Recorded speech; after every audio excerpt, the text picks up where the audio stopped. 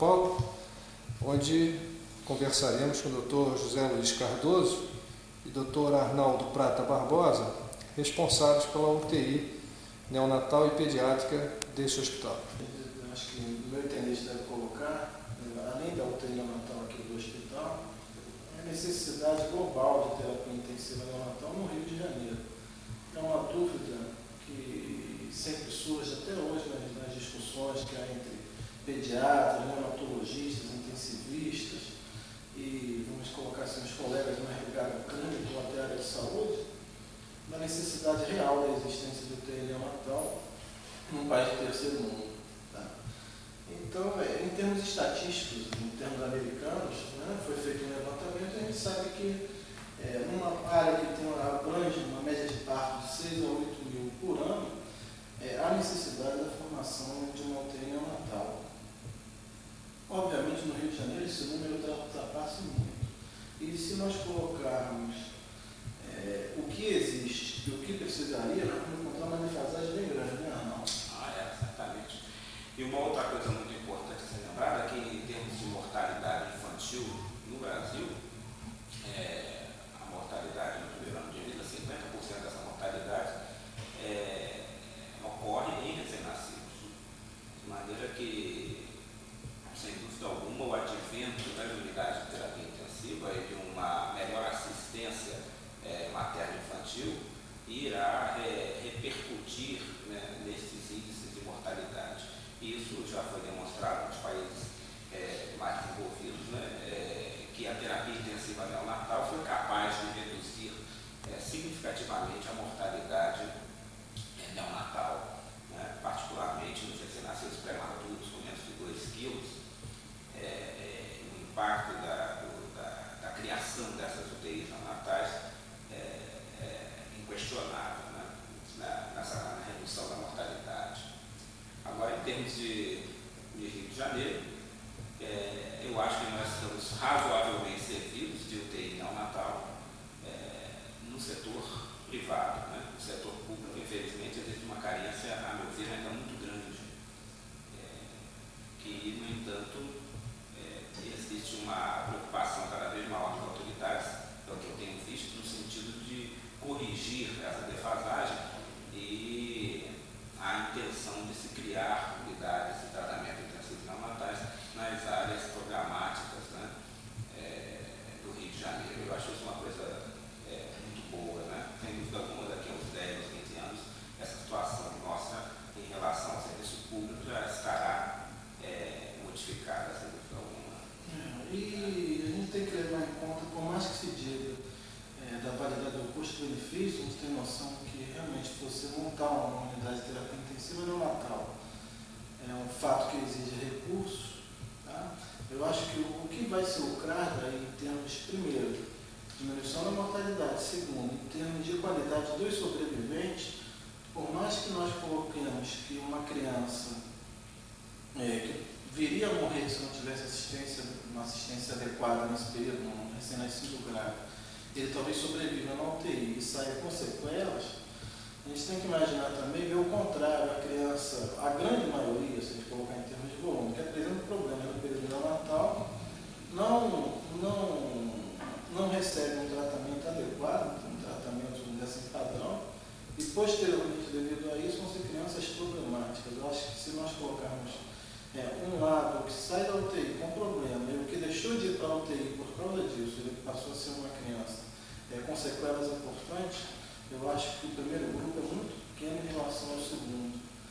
Então, qualquer investimento nesse sentido, eu acho que deve ser olhado com muito carinho, sabe, com estudos sérios, profundos, porque implica no prognóstico para toda a vida do indivíduo. E uma outra coisa que eu estava pensando aqui, que é em relação nós talvez devemos falar sobre isso mais adiante, em relação às patologias do período neonatal, os problemas respiratórios, sem dúvida alguma, constituem a principal causa de internação na unidade de tratamento intensivo. E, no entanto, nós observamos que dentre essas patologias respiratórias, existe seguramente uma percentagem, que são os distúrbios respiratórios transitórios,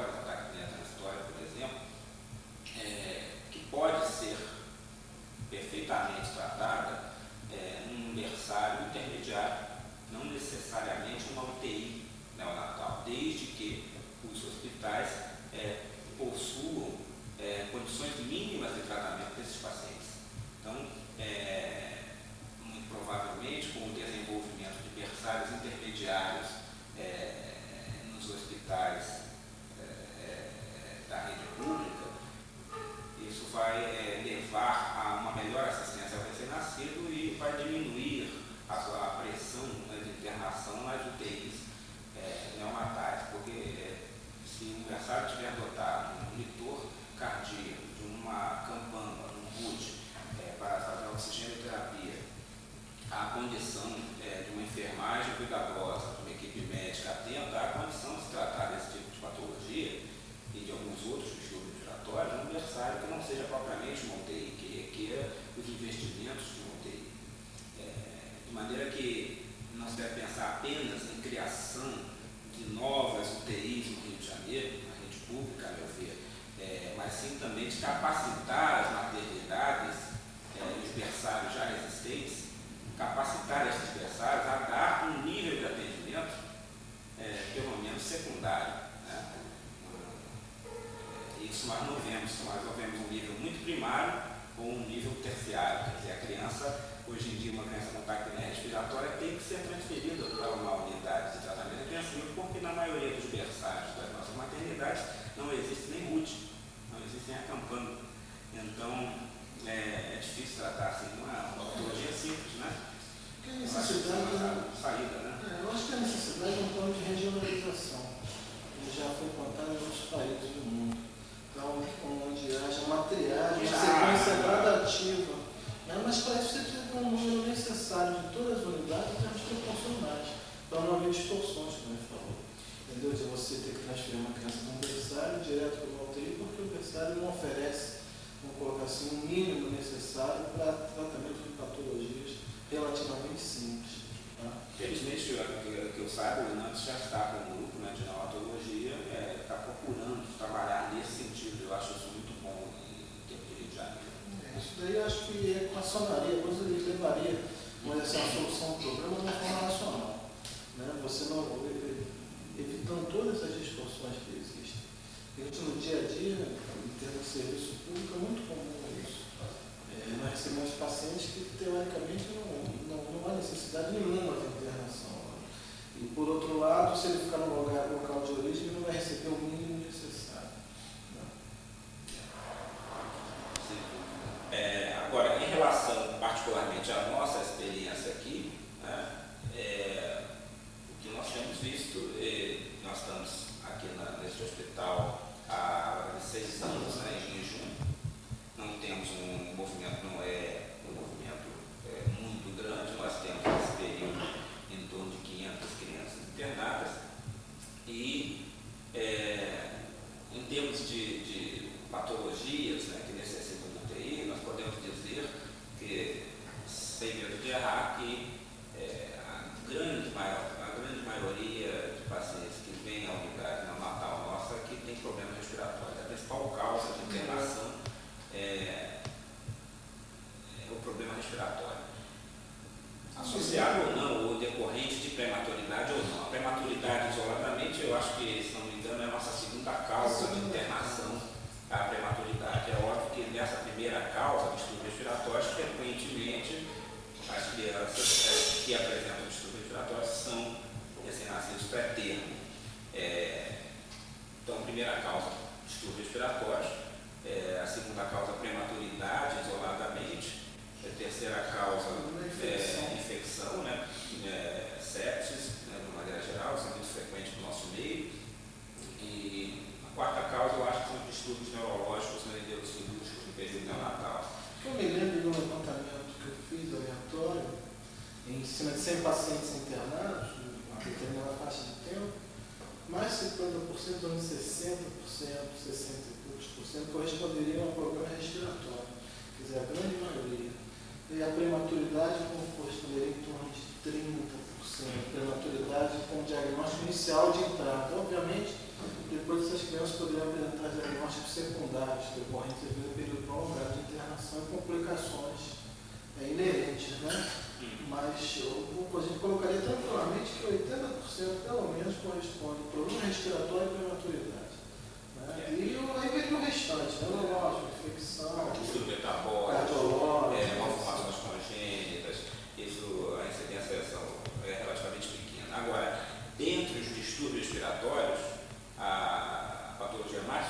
tinha a doença da membranialina, né? Quase que eu não tenho de cabeça esses dados, mas a maior parte dos pacientes, talvez 60%, 70% das crianças com distúrbio respiratório, nossas aqui tiveram doença membranialina. E a apneia transitória, a segunda grande causa de distúrbio respiratório. Você vê que você fez um levantamento recente de assistência ventilatória, a gente estava conversando ainda há pouco, em torno de 32%, não é 33% que nós vimos? 38% das crianças são ventiladas. Se a gente imaginar, de todos, se a gente imaginar, extrapolar aqueles 100, colocar como problema respiratório em torno de 62%, e mais da metade desses pacientes são membranialina, que normalmente vão para o respirador, a gente vê que realmente corrobora, em torno de 38% vão corresponder à taxa de paciente ventilado, né? Em termos de assistência ventilatória.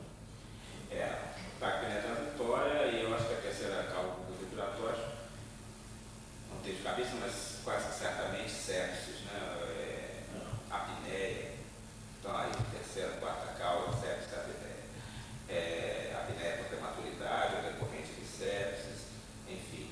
A gente que entrou sem membranialina, o distúrbio respiratório da apneia transitória, e que, porque fez sepsis, necessitou de ventilação mecânica, isso também acontece, né? O paciente entrou com um determinado quadro que não necessitava, porque frequentemente a apneia transitória não necessita, né, de ventilação mecânica, mas pode acontecer uma complicação e essa criança vir a necessidade de assistência ventilatória, né?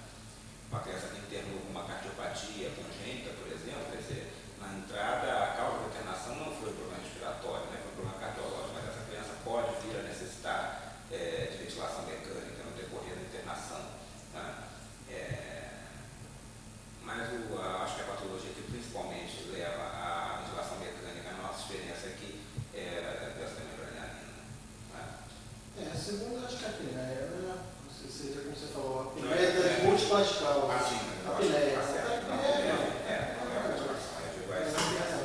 Uma coisa também que eu acho interessante a gente comparar, a gente falou no início sobre Red Bull, que é um índice pequeno que a gente tem da apneia, com síndrome hipoxisquêmica primária, né?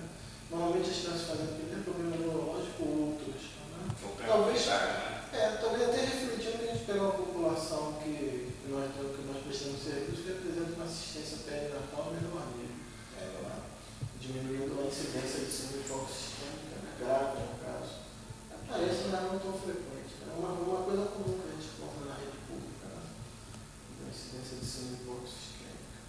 Outra coisa também que é interessante, eu não sei se você tem esse dado de cabeça, em termos de barotrauma, de complicações da ventilação mecânica, não sei se interessa. As complicações de ventilação mecânica nós temos, recentemente fizemos um levantamento a esse respeito, nós temos esses 162 pacientes ventilados até o final, até 31 de dezembro de 87, por acaso eu tenho esses números na cabeça, tivemos 169 pacientes ventilados e apenas 13 casos de escape de ar alveolar, aí incluindo pneumotórax, pneumodiastina, enfisema intersticial, conjugados ou não, ou isoladamente. Isso dá uma incidência aproximadamente de 9%, 10%, que em termos de literatura internacional, acho que está até na média, está bastante satisfatória, né? E seria a principal consequência que nós temos visto aqui. Obviamente sabemos que a ventilação mecânica pode favorecer uma hemorragia intracraniana, que é uma outra grande causa de óbito nos nossos recém-nascidos prematuros, mas nós não temos assim como avaliar precisamente se foi a ventilação mecânica, qual vai ser a positiva que facilitou, provavelmente sim, mas não temos como pode incluir como causa única, né? Sem todos os fatores. Pode relacionar-se seguramente. A princípio, parte introdutória. Acho que era isso, né? Que nós teríamos a dizer. Eu acho que agora o mais importante é nós vemos algum paciente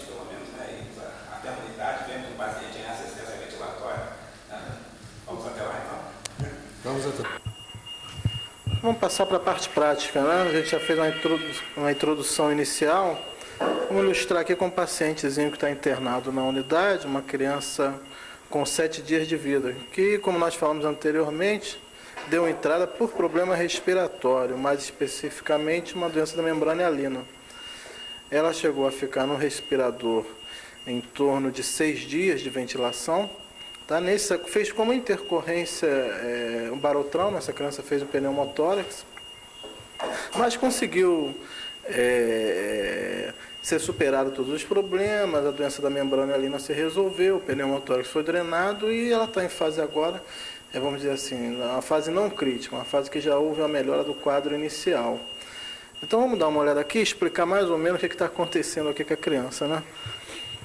É a criança que está em oxigênio terapia e vale a pena aqui a gente falar alguns cuidados que se tem que ter com o recém-nascido em oxigênio terapia, tá? A primeira coisa é saber a concentração de oxigênio administrado. Aqui no caso nós estamos utilizando um blender, tá? E um misturador de ar comprimido e oxigênio. Então, através desse botão aqui, nós controlamos quanto de oxigênio, qual a concentração que está sendo fornecida. No caso aqui, 50%.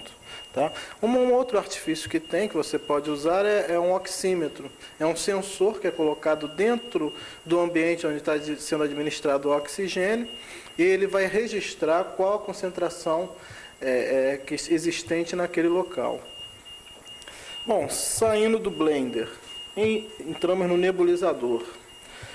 O importante aqui ressaltar é a necessidade de ser administrado um oxigênio aquecido. Tá? Ou seja, o gás que está sendo ministrado não pode ser frio. Tá? Ele deve ser mantido pelo menos a mesma temperatura ambiente da incubadora. Então, aqui embaixo, esse recipiente aqui aquece o conteúdo de água dentro do nebulizador, de forma que vai sendo administrado por essa traqueia aqui, por esse tubo corrugado, o oxigênio aquecido. Seguindo aqui o trajeto, né? Seguindo o trajeto da cânula, ele entra dentro do RUD. Por que o RUD? Porque o que interessa é oxigenar a parte onde o recém-nascido respira. O corpo não interessa, me interessa a cabeça no caso, porque é onde ele vai respirar e vai retirar o gás. Tá? O termômetro é necessário para a gente poder comparar a temperatura existente dentro do RUD com a temperatura da incubadora, para que não haja uma alternância, ou seja, um ambiente que na face do recém-nascido seja frio em relação ao restante do corpo. Isso vai aumentar mais ainda o consumo do oxigênio, podendo piorar o problema respiratório.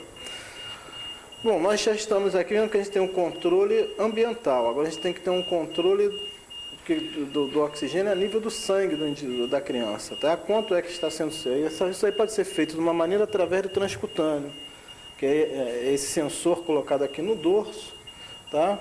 No dorso do paciente, e a gente vai ter uma leitura constante digital de qual a quantidade que está sendo administrada e quanto está mantendo. Isso aqui se correlaciona com o nível arterial, tá? A pressão arterial do oxigênio. No momento, 90%. No momento, 90%. Eu gostaria só de chamar a atenção em relação à oxigenoterapia. Obviamente, nem todos os berçários vão ter um oxímetro, né? Mas existem tabelas, se o berçário dispõe de ar comprimido, existem tabelas onde, se administrando uma determinada mistura de ar comprimido e oxigênio, pode-se chegar a uma FO2 conhecida. Mas é muito importante se frisar que, ou através de um oxímetro ou através do uso dessas tabelas, é importante se conhecer a FO2 que se está administrando para esses pacientes. Do contrário, nós correríamos em riscos sérios de lesão da retina, já bastante conhecidos, né? Então, a minha preocupação em mostrar isso, obviamente, é porque nem todos os hospitais, a grande maioria, né, os hospitais do Rio de Janeiro, infelizmente, principalmente da rede pública, não dispõe de oxímetros, de monitores transcutâneos. Então, é importante chamar a atenção que, independente disso, há uma necessidade de se conhecer, pelo menos aproximadamente, a FO2. Uma maneira simples seria essa de se fazer uma mistura entre conhecida entre o ar comprimido, o fluxo de ar comprimido e o fluxo de oxigênio. Existem tabelas que mostram, né, essas correlações com a FO2. Bom, uma coisa importante também,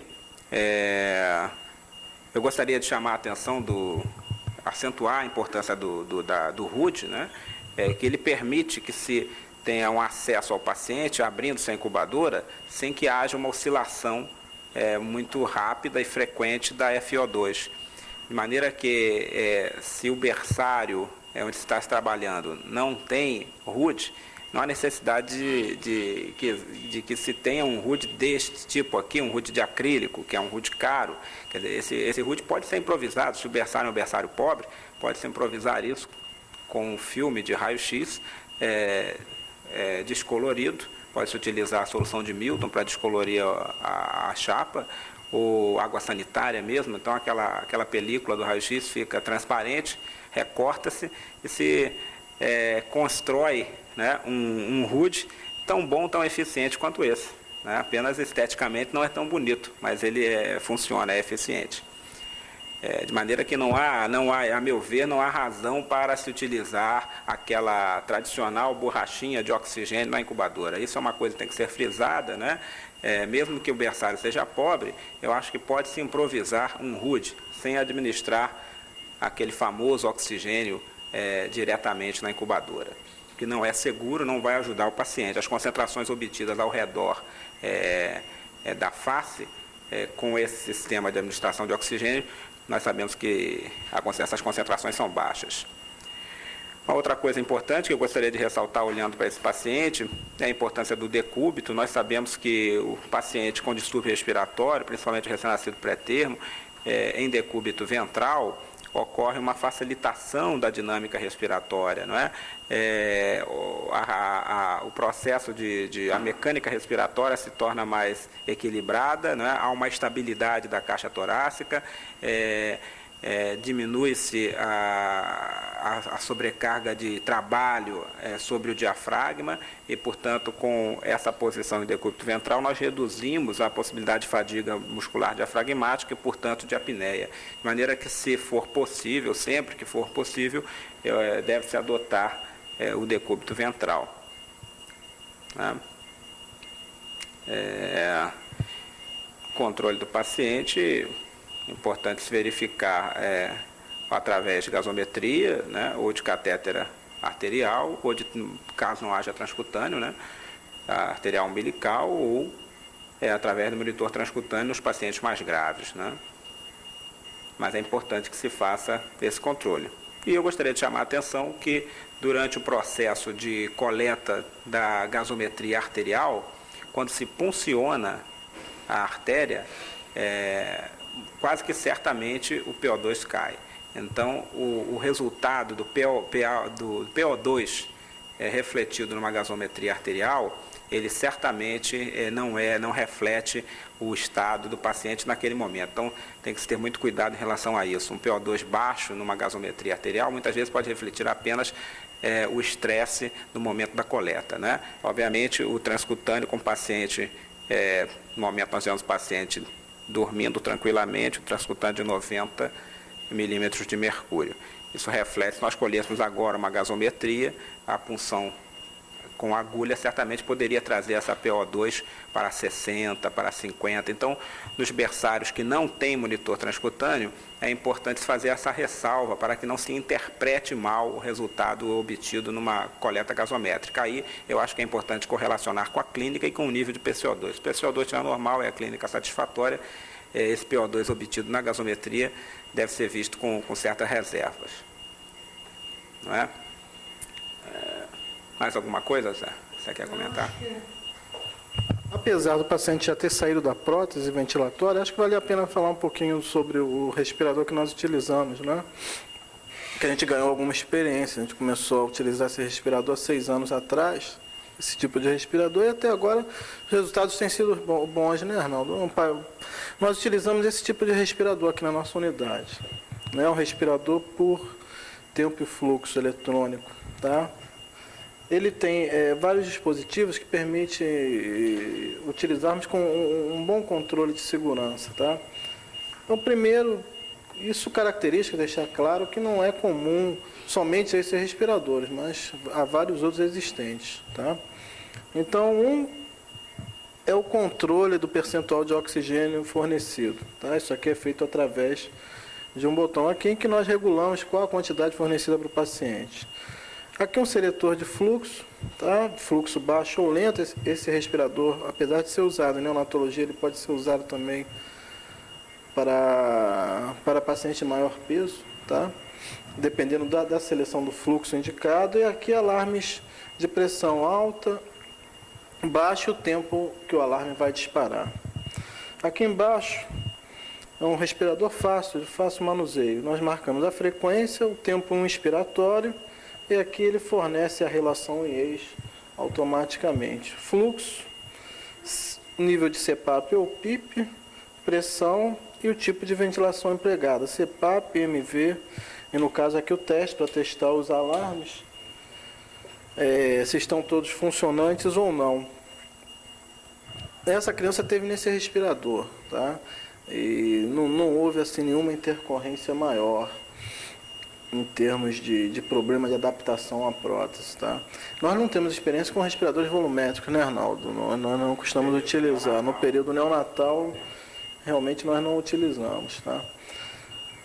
Colocando aqui outros aspectos também, além dessa parte do oxigenoterapia e ventilação, é importante também, como foi ressaltado, todo o aporte em volta do recém-nascido, ou seja, você ter segurança em termos do líquido administrado. Para isso, há necessidade de bomba infusora. Você pode ver que essa criança está com 2 bombas difusoras. Um aspecto importante também, que faz parte da assistência ventilatória, tá, do cuidado respiratório global do recém-nascido, o aporte nutricional. Tá, nós sabemos hoje em dia que essas crianças não vão tolerar ficar 5, 6, 7 dias com soro glicosado somente. Então, a introdução de nutrição parenteral precoce, tá, é um procedimento que facilitou muito a recuperação dessas crianças, evitando o estado de desnutrição acentuado, principalmente na época de saída do respirador, em que ela vai utilizar a sua força muscular. Tá? Então, a criança debilitada possivelmente vai ficar maior dependência da prótese e menor chance do desmame, tá? Ou seja, de saída do respirador. Tá? Essa criança também, apesar de nós termos desligado aqui, ela encontra em fototerapia, outro proceder também comum, a necessidade de uma fototerapia eficaz e, de uma certa forma, um controle constante da bilirrubina, a fim de evitar complicações do tipo Kernicterus. Tá? Eu queria chamar a atenção, né, um aspecto fundamental, que é a importância dos cuidados de enfermagem, né? Nada disso, desse sucesso, né, seria possível não fosse o trabalho dedicado da enfermagem, que tem que ser um trabalho contínuo e dedicado, porque um paciente no respirador, ele precisa de aspirações frequentes do tubo endotraqueal, ele precisa de cuidados de enfermagem intensivos, contínuos. Nós sabemos que na terapia intensiva o sucesso do tratamento, não há como dizer uma percentagem, mas grande parte dessa percentagem, mais de 50%, depende da equipe de enfermagem. Uma enfermagem atenta, por isso que não basta um berçário estar equipado apenas com uma boa equipe médica e com um bom nível de recursos materiais. É fundamental que exista uma equipe de enfermagem atenta, treinada, motivada e capacitada a prestar assistência a esses recém-nascidos, né? Particularmente o recém-nascido com problema respiratório. O fator humano ainda é mais importante. Que nós falamos do pneumotórax, uma complicação, outra complicação muito mais frequente é a obstrução do tubo endotraqueal, né? E o papel da enfermagem nas respirações do tubo, prevenindo essa obstrução do tubo traqueal, é muito importante, né? Para lembrar ao médico, avisar ao médico que está acontecendo alguma intercorrência com o paciente, que o paciente não vai bem, que aquele tubo pode estar obstruído. Faz uma diferença muito grande uma UTI ter um bom nível de assistência de enfermagem e não ter. as repercussões em termos de morbidade, mortalidade são muito grandes. De uma maneira geral, toda a equipe de saúde, que numa UTI como essa, trabalham também outros membros da equipe de saúde, né, fisioterapeutas, né, que são importantes também. Né, mas o papel da enfermagem na assistência ao paciente gravemente enfermo tem que ser destacado. Bom, acho que o que me ocorre no momento em relação de surpresa, né, rapidamente falar sobre esses problemas respiratórios, é isso. Nada mais assim acrescentar. De imediato? De imediato não. Obviamente estão todos convidados para conhecer de perto. Nos encontramos agora na CEPERJ, Centro Prematuro do Estado do Rio de Janeiro, sob a responsabilidade do Dr. Nicola Albano e do Dr. Luiz Eduardo Vaz Miranda, e com a colaboração da doutora Maria Cristina Lins de Almeida, chefe de clínicas da CEPERJ, começaremos a nossa entrevista e conversa a respeito do Centro Prematuro do Estado do Rio de Janeiro. Trabalhando juntos aqui desde 1982. Já trabalhamos antes em outra clínica desde 1978. O CEPERJ atende uma média de 15 crianças internadas e essas crianças constam de recém-nascidos até 28 dias de vida que apresentam qualquer problema após o nascimento. Essas crianças são representadas por recém-nascidos prematuros, com ou sem distúrbio respiratório, recém-nascidos que apresentam icterícia por incompatibilidade RH, incompatibilidade ABO, recém-nascidos com patologias cirúrgicas, enfim, qualquer recém-nascido que, após o nascimento, apresente alguma normalidade. Esses recém-nascidos muitas vezes precisam permanecer aqui no CEPERJ por um período longo, né? E atendendo esses recém-nascidos com hidratação venosa, com alimentação por sonda ou alimentação parenteral, recém-nascidos que necessitam fototerapia, exsanguíneo e transfusão. Muitas crianças nascem em hospitais que não têm condições nem de atendimento primário, ou seja, um recém-nascido que nasce com um quadro respiratório leve, com cianose, e que precisa ficar pelo menos algumas horas em observação, em hidratação venosa e dieta zero. Isso é fundamental, né? E o que a gente percebe é que nesses hospitais, até hospitais particulares, não existe estrutura apropriada, nem estrutura de enfermagem, nem estrutura de plantonista que fique responsável por essas crianças, né? E o que a gente lamenta às vezes é crianças que nascem de uma certa forma razoáveis, que teriam um prognóstico excelente, elas já não chegam de uma forma tardia em termos de assistência, o que dificulta muito o atendimento a essa criança e até o prognóstico, né? Crianças que permanecem nesses hospitais em condições que pioram o quadro respiratório, pioram o quadro geral e que fica difícil a recuperação, né? Também o que é importante é a gente fazer observar, principalmente para as pessoas que estão se formando, é que a UTI, como muitos pensam, né, não é um local para a situação terminal, ou seja, a UTI é um local de recuperação de crianças que têm condições de uma sobrevida normal posterior. Então, nós recebemos crianças que às vezes permanecem conosco por períodos longos, períodos de 2, 3 meses, prematuros, que têm no seu curso complicações com abertura do canal arterial, hemorragia intracraniana. E o que a gente pretende também, quer dizer, nós trabalhamos dessa forma, é de humanização do CTI, né? Muita gente pergunta se vale a pena, né, investir numa criança em termos de atendimento, que muitas vezes com custo alto.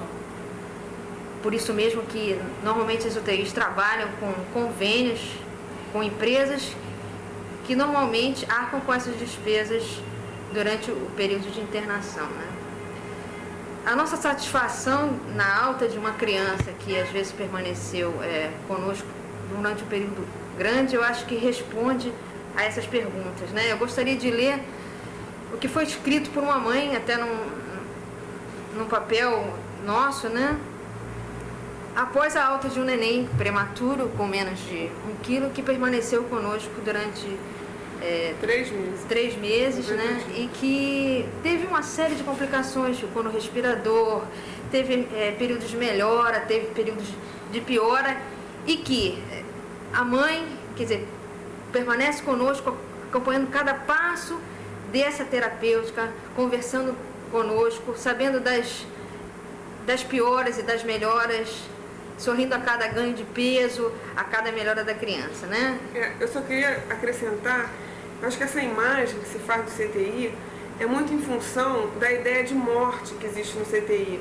Isso causa uma dificuldade, quer dizer, tanto para o profissional pediatra, tem que transferir essa criança, né, de falar para os pais, olha, a criança tem que ir para o CTI, quer dizer, logo associa, meu filho está com um risco muito grande e deve estar morrendo, né? É verdade isso, sempre que a gente fala em CTI, a gente pensa na morte, a gente tem muita dificuldade de lidar com isso. Então, essa sensação é quando o neném chega aqui, o recém-nascido, logo no início, os pais estão assustados. É claro, a imagem que a gente faz durante o período da gravidez todo é que o neném vai nascer e vai sair da maternidade no colo da mãe, né? Aquele neném bem rosadinho e tudo bem, tudo dentro do normal. E quando acontece disso não se desenvolver assim, não se desenrolar assim, existe uma frustração muito grande. E essa frustração é compartilhada pelo pediatra, que gera essa frustração quando diz que a criança tem que ir para o CTI, e sentida pelos pais. E quando eles chegam aqui no CTI, eles chegam assim, assustados, desconfiados, cheios de dúvidas, de perguntas, se vai dar certo, se não vai, quando que a criança vai embora, né? Então o que a gente procura fazer em conjunto, primeiro é estabelecer um elo de confiança. Um elo de confiança dizendo, como a Cristina falou, eles participam de tudo, desde o início. Por mais doloroso que seja, eles participam de todas as nossas dúvidas, a gente só fala tudo para eles. Mas tudo que a gente sabe, né, em relação ao diagnóstico, a gente não fantasia assim, em termos de vai ter alta daqui a 10 dias, 11 dias, porque a gente não sabe, cada recém-nascido tem uma evolução própria.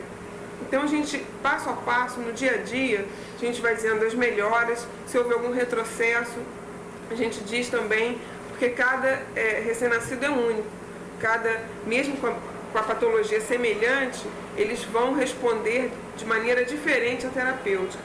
Então esse elo de confiança que se estabelece entre a equipe de saúde e os pais, a gente acredita que seja fundamental para o nosso trabalho, porque é importante, é essencial que todo mundo confie no que está fazendo junto com os pais, e que os pais confiem que quando a gente diz que a criança está bem, ela realmente esteja, mas que quando a criança não está bem, que a gente fale para eles que a criança não está bem, porque à medida que a gente novamente volte a falar que ela esteja bem, eles vão acreditar na gente. Isso é importante. A maioria dos nenéns que nós internamos e temos aqui, eles saem com uma condição de vida normal, né? A percentagem de morte, não tenho dados aqui reais, mas é pequena, né?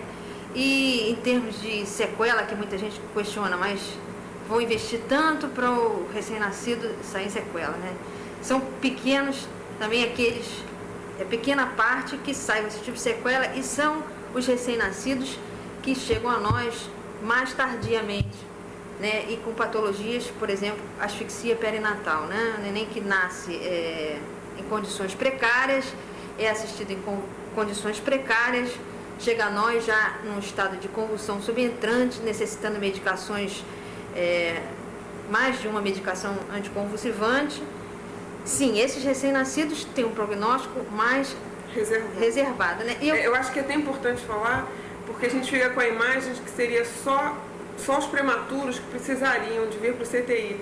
E a gente vê, quer dizer, a asfixia perinatal é um problema grande no nosso meio, né? A gente tem visto uma incidência muito alta de asfixia, e uma patologia que acontece em recém-nascidos a termo, né, com peso bom, sem complicação durante a gravidez. Quer dizer, isso preocupa muito a gente, quer dizer, em termos da asfixia perinatal, que são recém-nascidos chegam aqui graves, né, e que não teriam, pior, né? Exatamente, não teriam nenhum fator de risco. Então, isso preocupa muito em termos do que está acontecendo em relação à asfixia perinatal no nosso meio. Em termos de atendimento, né, quer dizer, eu gostaria até que as pessoas que estão começando ficassem mais atentas para esse tipo de criança. São crianças, às vezes, que enganam. Como a Olga disse, são crianças, às vezes, são crianças grandes, crianças em boas condições, que nascem com apigar baixo, né? Normalmente essas crianças que nascem com apigar baixo, às vezes são subestimadas, né? E são levadas ao seio ou a mamar e elas deterioram em poucas horas, né? Normalmente quando a criança nasce com apigar baixo, abaixo de 6, essas crianças são crianças que precisam de uma vigilância constante, num local adequado. É uma criança que não pode se alimentar nas primeiras horas, tem que ficar em dieta zero, tem que ficar em hidratação. Isso é impressionante como modifica o prognóstico dessas crianças, né? E são crianças que nós lastimamos, porque são as crianças que poderiam sair bem, que já vêm para nós numa fase tardia e que são as crianças que nós vamos esperar que evoluam com alguma sequela, né? Acho que a gente podia voltar, porque teve a mãe de uma criança que saiu agora há pouco tempo, que ficou 3 meses, 90 dias exatamente internado com a gente. E ao sair ela deixou uma mensagem aos amigos do CEPER. Você pode ler? Isso satisfaz o nosso trabalho na UTI. Um exemplo são mães, mais de uma costuma fazer isso, né? E gratifica o nosso trabalho, né? Então o que ela escreveu foi: aos amigos do CEPER, obrigado por tanto amor, por tanto carinho, obrigada. Obrigada pelos sorrisos, pelo apoio, pela coragem, pelo aperto na mão. Pelas experiências vividas, obrigada. Obrigada pelas noites em claro, pelas palavras, por todas as histórias. Obrigado por me fazer crescer. Amo todos vocês. Obrigado pela Marcela. Quer dizer, isso modifica a imagem do CTI, ou seja, o CTI não é um lugar onde existem médicos e aparelhos somente no cuidado das crianças, né? É importante no cuidado dessas crianças, o apoio aos pais, né? E a dedicação a esse recém-nascido, fazendo com que a mãe, que esperava uma criança sadia, que vê o seu filho doente, né? Acompanhe o seu crescimento, o término do crescimento, né? Falando em prematuros, que não pode ser feito durante a gestação, né? Mas que a gente vai ajudar nesse período difícil, né? De melhora e de recuperação. E muitos com dificuldade respiratória, né? Outros só para ganho ponderal, recém-nascidos com asfixia perinatal, que é ainda um problema sério no nosso meio, recém-nascidos ictéricos, ou por incompatibilidade RH, ou por incompatibilidade ABO, que necessitam fototerapia, exsanguínea e transfusão. Alguns recém-nascidos cirúrgicos, né, com patologia cirúrgica neonatal. Basicamente são esses pacientes que nós atendemos, né? Atualmente, quer dizer, é importante também dizer que o CTI não é só um lugar de assistência ventilatória, né? No momento nós estamos com 17 crianças, né? E apenas um recém-nascido no respirador com assistência ventilatória, né? Alguns já passaram por essa fase, estão numa fase de recuperação. Mas são esses tipos de pacientes que precisam de observação e cuidados intensivos, não só de ventilação, mas cuidado geral. O cuidado do prematuro, o cuidado do recém-nascido, engloba, uma maneira geral, manutenção da temperatura corpórea, uma hidratação adequada, uma correção dos distúrbios hidroeletrolíticos, correção dos distúrbios respiratórios. Eu acho que isso é importante, porque a gente fica com aquela ideia de que se o neném está com dificuldade respiratória, o que a gente precisa fazer é dar oxigênio para essa criança ou colocar essa criança no respirador, seja uma coisa assim. Mas a gente esquece, né, muitas vezes, que o neném, às vezes com dificuldade respiratória, logo após o parto, alguma coisa assim, ele pode até estar com dificuldade, não por uma patologia pulmonar, basicamente. Pode ser até um distúrbio, uma hipoglicemia, um quadro desses que às vezes a gente se esquece de manter a temperatura, quer dizer, do restante do atendimento do recém-nascido. Talvez porque a gente fique tão preocupado, tão envolvido com aquela dificuldade respiratória, é uma coisa que chama tanta atenção, a cianose, aquele neném gemente, alguma coisa assim, que a gente esquece que se a gente aquecê-lo bem, colocá-lo numa hidratação, manter uma homeostase da glicose, né, do cálcio, a gente vai conseguir que essa criança talvez melhore num tempo muito mais curto e que o dano seja muito menor. Então eu acho que é importante a gente pensar no neném de uma maneira global, né, uma coisa integralizada. É importante, mesmo que a patologia, inclusive, seja respiratória, que o restante do organismo da criança esteja funcionando bem.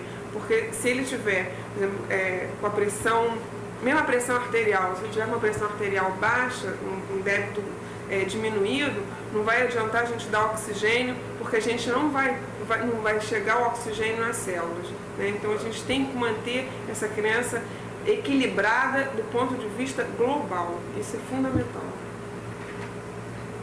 A gente poderia agora até entrar no CTI e mostrar propriamente as crianças, né? O fruto do nosso trabalho, né? O que motiva o nosso trabalho. A gente poderia ir lá dentro agora.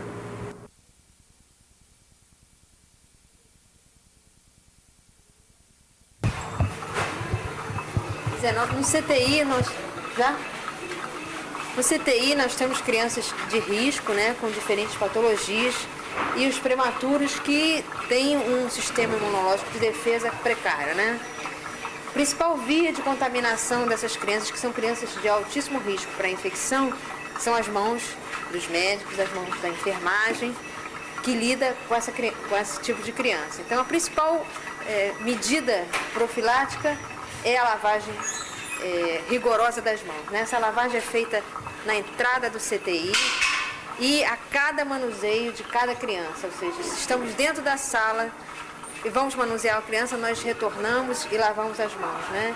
De uma forma rigorosa, com escova, sabão desinfetante, lavando as nossas mãos até os cotovelos. Isso seria uma das maneiras de prevenir a infecção e a transmissão de infecção nesses recém-nascidos.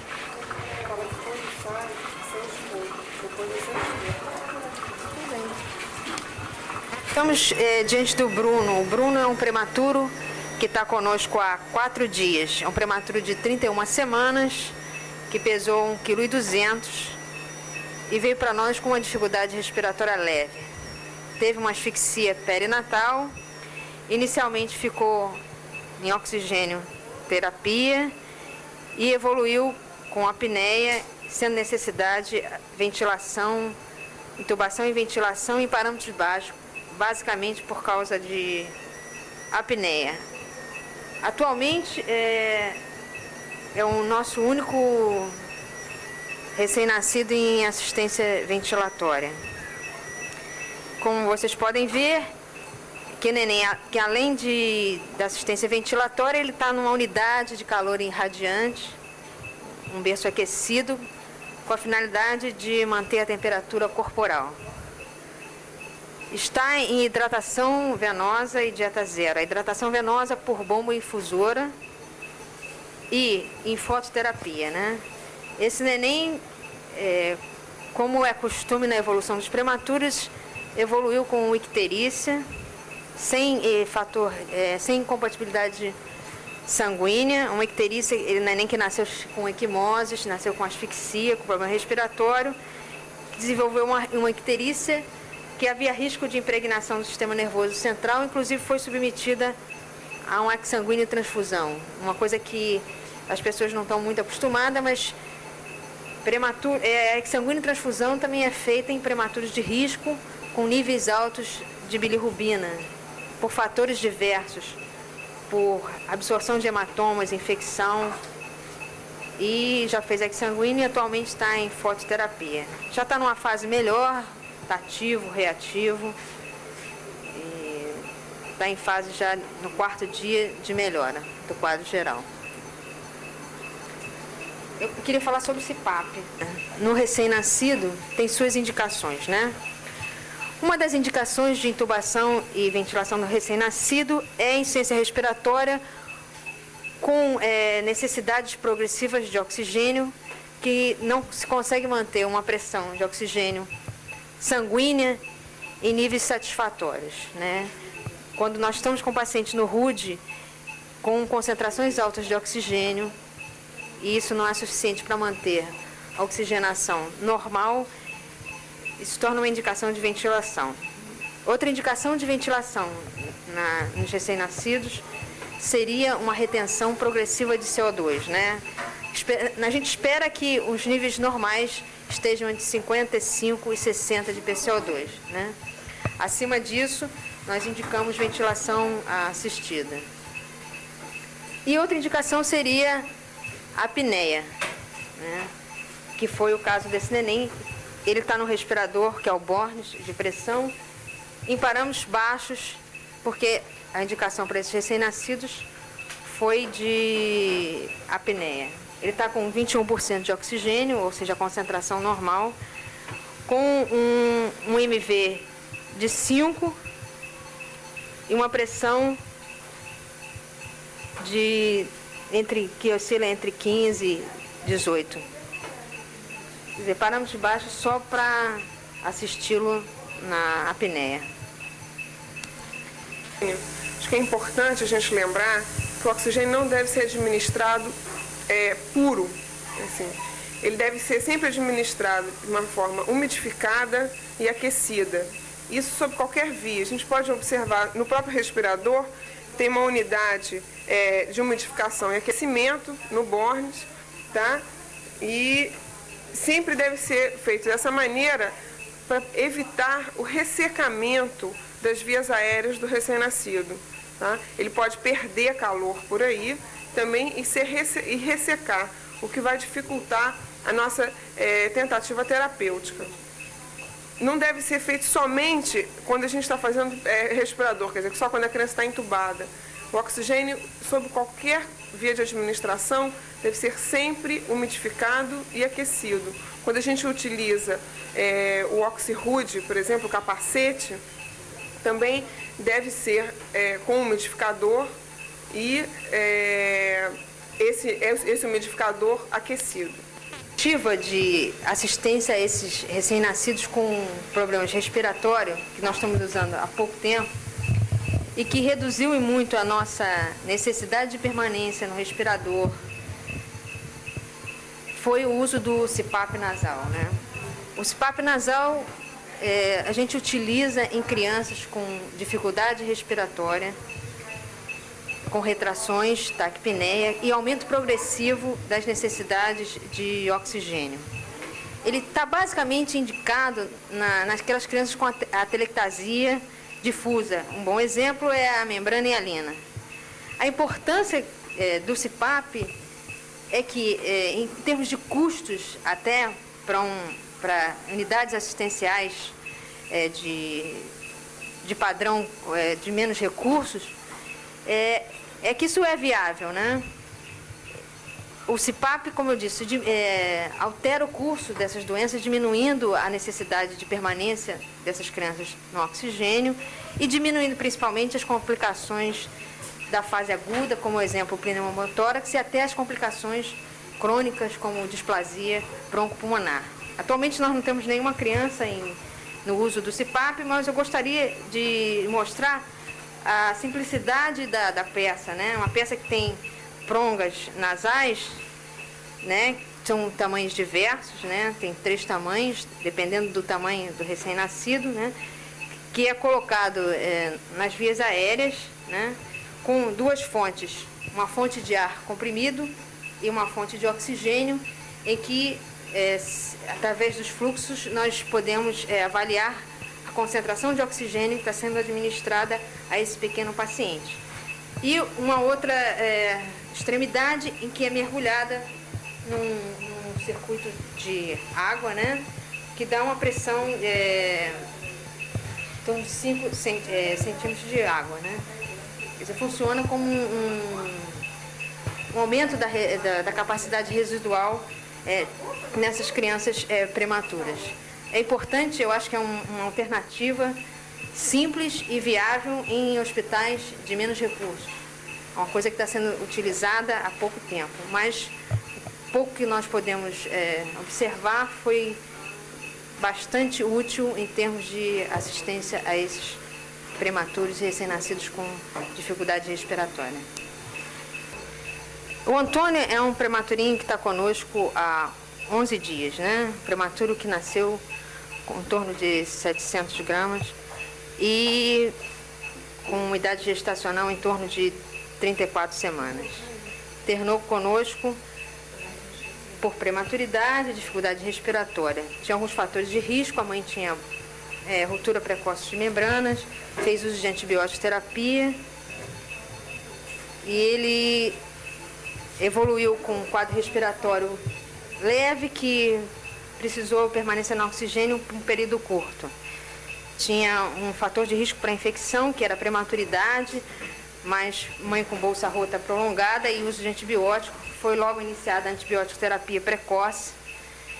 Mas é um neném que teve prematuridade, asfixia, ruptura de membranas e tinha uma tendência a polistemia, um hematócrito próximo de 65. Então, o neném que desenvolveu distensão abdominal, com distensão de alças e edema de parede, sinais clínicos de enterocolite, né? Foi trocado o antibiótico, permaneceu em dieta zero, ainda está em dieta zero, com alimentação parenteral de suporte. O neném que teve uma excelente recuperação, a parte de infecção está bem melhor, a parte de distensão abdominal está praticamente resolvida, mas o neném que teve um quadro clínico de enterocolite está em dieta zero e em aporte de nutrição parenteral. Na terapia intensiva, um papel importante é desempenhado pela enfermagem, que tem que estar a todo momento cuidando do aporte de hidratação adequado, controle da hidratação, controle dos sinais vitais, controle de toalete, de tubo. Quer dizer, o papel da enfermagem numa UTI neonatal é essencial. Elo é um recém-nascido a termo, GIG, nasceu com mais de 4 quilos, já está com 4 dias hoje. Ele veio para o CEPERJ com mais de 24 horas de vida. A mãe teve uma parada de progressão, essa criança foi para uma cesárea, fez um quadro de asfixia grave, com apigar de primeiro minuto de 1, de quinto minuto de 3, mas foi ao seio, ficou no hospital de origem nas primeiras 24 horas. Quando então ele começou a desenvolver um quadro de convulsão franca, convulsões subentrantes, generalizadas, e foi transferido então para o CEPERJ, já com mais de 24 horas de vida. Eram convulsões de difícil controle, a gente precisou fazer associação de medicamentos, ele iniciou com fenobarbital, depois foi associado difenidantoína, mas é um exemplo, quer dizer, importante, uma criança a termo, grande. Ele inclusive não fez convulsão por hipoglicemia, a gente mostrando uma criança GIG, a gente pode até pensar nisso, mas ele não tinha hipoglicemia, e é uma criança que preocupa muito a gente em termos de assistência e prognóstico, porque é uma criança que tinha tudo para evoluir bem, e foi retardado um pouco o tratamento dela, e agora a gente não sabe como vai ser a sua evolução. Vamos esperar para ver a sua evolução. Natal. Ele é filho de uma mãe de 30 anos, gesta 6/2, com 4 abortos, RH negativo.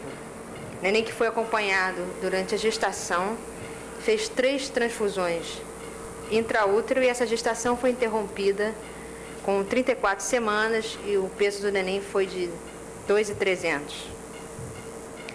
O neném foi transferido para nós logo após o nascimento, com alguns minutos de vida. É um neném que estava anêmico, um pouco hidrópico, com hematócrito de 20, bilirrubina do sangue do cordão em torno de 5 e 6. Já com a equipe de hemoterapeutas à disposição, ele foi submetido à primeira exsanguínea transfusão. Foi colocado em fototerapia e teve necessidade de uma segunda exsanguínea transfusão ainda nas primeiras 12 horas de vida. Posteriormente a isso, ainda com aporte de hidratação venosa e cuidados de controle térmico e hidroeletrolítico, ele permaneceu em fototerapia, que já foi suspensa, com níveis de bilirrubina ontem de 8,4 e um controle hoje de 7,9.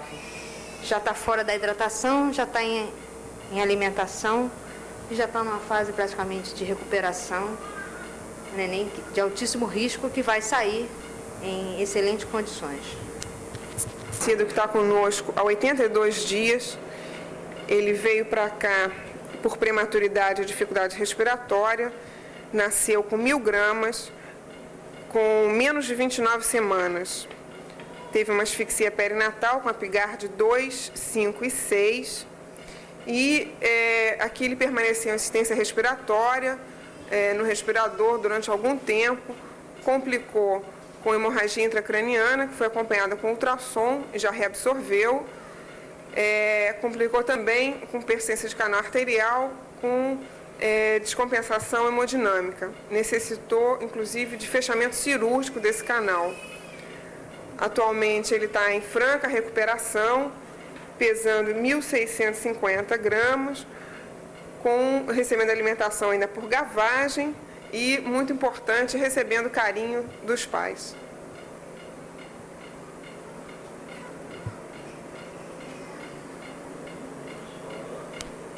Nessa fase, as crianças já estão em berço comum, alimentando-se por sucção, e fase de pré-alta, em fase de recuperação, Inclusive, uma neném que está conosco há 20 e poucos dias, internou com 14 dias com quadro de pneumonia com derrame pleural por Staphylococcus aureus, e já está numa fase de pré-alta, mamando ao seio materno, no colo da mãe, e amanhã está de alta para ir.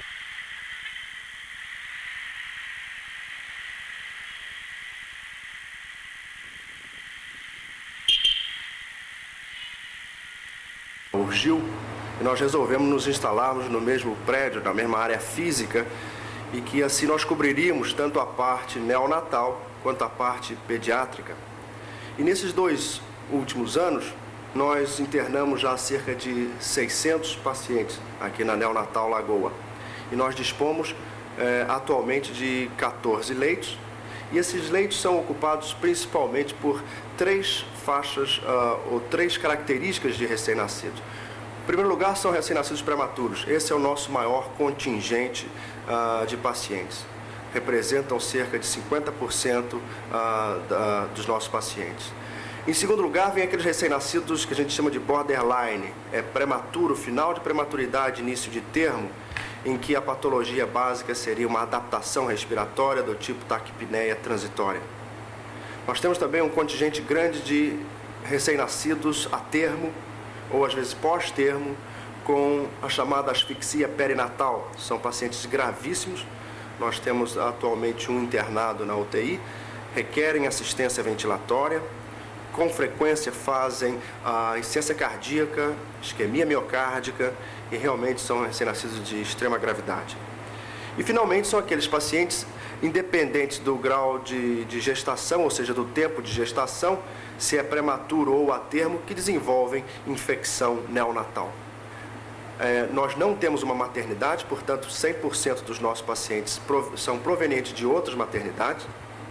E, nesse particular, eu gostaria de salientar que não só o transporte desse recém-nascido do hospital de origem até a UTI é extremamente importante que se faça por uma equipe especializada e bem treinada, mas também o tempo de referência, ou seja, quando que esse recém-nascido é transferido para a gente.